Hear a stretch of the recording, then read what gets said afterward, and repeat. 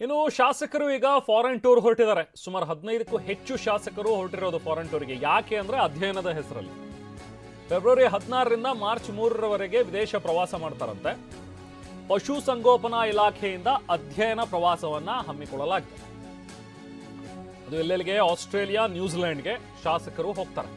ಅಲ್ಲಿ ಪಶು ಸಂಗೋಪನೆ ಹೇಗಿದೆ, ಅಲ್ಲಿ ಸರ್ಕಾರ ಹೇಗೆ ನಿರ್ವಹಣೆ ಮಾಡ್ತಾ ಇದೆ, ಅಲ್ಲಿ ಏನೇನು ಅಭಿವೃದ್ಧಿ ಕಾರ್ಯಗಳಾಗ್ತಾ ಇವೆ, ಅದನ್ನ ಹೇಗೆ ನಾವು ನಮ್ಮ ರಾಜ್ಯದಲ್ಲಿ ಇಂಪ್ಲಿಮೆಂಟ್ ಮಾಡಬಹುದು. ಇದು ಆಕ್ಚುಲಿ ವಿಚಾರ. ಈ ಅಧ್ಯಯನದ ಒಂದು ಪ್ರವಾಸ ಅಂತ ಹೇಳಿದ್ರೆ ಇದೇ ಇರೋದು. ಅಧ್ಯಯನ ಮಾಡೋದಕ್ಕೋಸ್ಕರ ಒಂದು ತಂಡ ಹೋಗಿ ಅಲ್ಲಿ ಅಧ್ಯಯನ ಮಾಡ್ಕೊಂಡು ಬಂದು ಒಂದು ವರದಿಯನ್ನು ಸರ್ಕಾರಕ್ಕೆ ನೀಡಿ, ಫಾರಿನ್ ಕಂಟ್ರಿಗಳಲ್ಲಿ ಹಿಂಗಿದೆ ಸಿಸ್ಟಮು, ನಾವಿಲ್ಲಿ ಯಾವ ಥರ ಇದನ್ನು ಇಂಪ್ಲಿಮೆಂಟ್ ಮಾಡ್ಬೋದು, ನಮ್ಮ ಜನಸಂಖ್ಯೆಗೆ ಅನುಗುಣವಾಗಿ ಅಥವಾ ನಮ್ಮ ಭೌಗೋಳಿಕತೆಗೆ ಅನುಗುಣವಾಗಿ ಅದನ್ನು ಹೇಗೆ ನಾವು ಇಂಪ್ಲಿಮೆಂಟ್ ಮಾಡ್ಬೋದು ಅನ್ನುವಂಥದ್ದನ್ನು ಆ್ಯಕ್ಚುಲಿ ವರದಿಯಲ್ಲಿ ನೀಡಬೇಕು.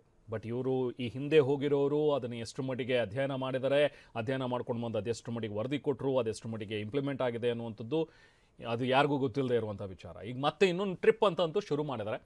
ಒಟ್ಟಿನಲ್ಲಿ ಸರ್ಕಾರದಿಂದ ಇದು ಆಗಾಗ್ಗೆ ಕಳಿಸುವಂಥ ಒಂದು ಅಧ್ಯಯನ ಪ್ರವಾಸ. ಸೊ ಇವತ್ತು ಮತ್ತೆ ಸ್ಟಾರ್ಟ್ ಆಗಿದೆ. ಈಗ 15ಕ್ಕೂ ಹೆಚ್ಚು ಶಾಸಕರು. ಬಟ್ ಯಾರ್ಯಾರು ಇರ್ತಾರೆ ಅನ್ನುವಂಥದ್ದು ಇದುವರೆಗೂ ಕೂಡ ಲಿಸ್ಟನ್ನು ನಾವು ಕೂಡ ನಿರೀಕ್ಷಿಸ್ತಾ ಇದ್ದೀವಿ. ಒಟ್ಟಿನಲ್ಲಿ ಪಶು ಸಂಗೋಪನಾ ಇಲಾಖೆಯಿಂದ ಹಮ್ಮಿಕೊಂಡಿರುವಂಥ ಅಧ್ಯಯನ ಪ್ರವಾಸ ಇದು. ಆಸ್ಟ್ರೇಲಿಯಾ ಮತ್ತು ನ್ಯೂಜಿಲೆಂಡ್ಗೆ 15ಕ್ಕೂ ಹೆಚ್ಚು ಶಾಸಕರು ಇನ್ನೇನು ಫೆಬ್ರವರಿ 15ರಿಂದ ಹೊರಡ್ತಾರೆ.